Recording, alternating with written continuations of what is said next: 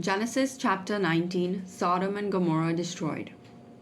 The two angels arrived at Sodom in the evening, and Lot was sitting in the gateway of the city.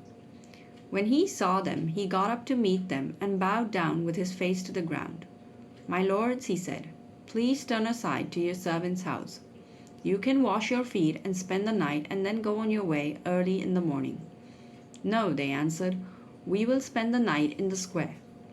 But he insisted so strongly that they did go with him and entered his house. He prepared a meal for them, baking bread without yeast, and they ate. Before they had gone to bed, all the men from every part of the city of Sodom, both young and old, surrounded the house. They called to Lot, "Where are the men who came to you tonight? Bring them out to us so that we can have sex with them." Lot went outside to meet them and shut the door behind him and said, "No, my friends, don't do this wicked thing. Look, I have 2 daughters who have never slept with a man. Let me bring them out to you, and you can do what you like with them. But don't do anything to these men, for they have come under the protection of my roof." "Get out of our way," they replied. And they said, "This fellow came here as an alien, and now he wants to play the judge. We'll treat you worse than them." They kept bringing pressure on Lot and moved forward to break down the door. But the men inside reached out and pulled Lot back into the house and shut the door. Then they struck the men who were at the door of the house, young and old, with blindness, so that they could not find the door.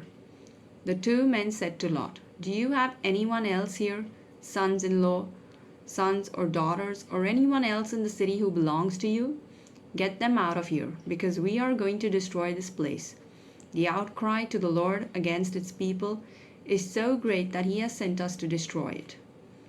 So Lot went out and spoke to his sons-in-law who were pledged to marry his daughters. He said, "Hurry and get out of this place, because the Lord is about to destroy the city." But his sons-in-law thought he was joking. With the coming of dawn, the angels urged Lot, saying, "Hurry, take your wife and your 2 daughters who are here, or you will be swept away when the city is punished." When he hesitated, the men grasped his hand and the hands of his wife and of his 2 daughters and led them safely out of the city, for the Lord was merciful to them. As soon as they brought them out, one of them said, "Flee for your lives. Don't look back and don't stop anywhere in the plain. Flee to the mountains, or you will be swept away." But Lot said to them, "No, my lords, please. Your servant has found favor in your eyes, and you have shown great kindness to me in sparing my life. But I can't flee to the mountains. This disaster will overtake me, and I will die. Look, here is a town near enough to run to, and it is small. Let me flee to it. It is very small, isn't it? Then my life will be spared." He said to him, "Very well, I will grant this request too. I will not overthrow the town you speak of. But flee there quickly, because I cannot do anything until you reach it." That is why the town was called Zoar. By the time Lot reached Zoar, the sun had risen over the land. Then the Lord rained down burning sulfur on Sodom and Gomorrah from the Lord out of the heavens. Thus he overthrew those cities and the entire plain, including all those living in the cities and also the vegetation in the land. But Lot's wife looked back, and she became a pillar of salt. Early the next morning, Abraham got up and returned to the place where he had stood before the Lord. He looked down towards Sodom and Gomorrah, towards all the land of the plain, and he saw dense smoke rising from the land, like smoke from a furnace.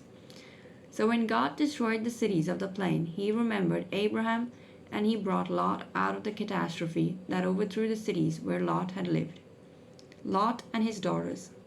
Lot and his 2 daughters left Zoar and settled in the mountains, for he was afraid to stay in Zoar. He and his 2 daughters lived in a cave. One day the older daughter said to the younger, "Our father is old, and there is no man around here to lie with us, as is the custom all over the earth. Let's get our father to drink wine and then lie with him and preserve our family line through our father." That night they got their father to drink wine, and the older daughter went in and lay with him. He was not aware of it when she lay down or when she got up. The next day the older daughter said to the younger, "Last night I lay with my father. Let's get him to drink wine again tonight, and you go in and lie with him. so we can preserve our family line through our father."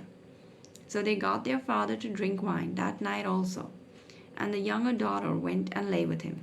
Again he was not aware of it, when she lay down or when she got up. So both of Lot's daughters became pregnant by their father. The older daughter had a son, and she named him Moab. He is the father of the Moabites of today. The younger daughter also had a son, and she named him Ben-Ammi. He is the father of the Ammonites of today.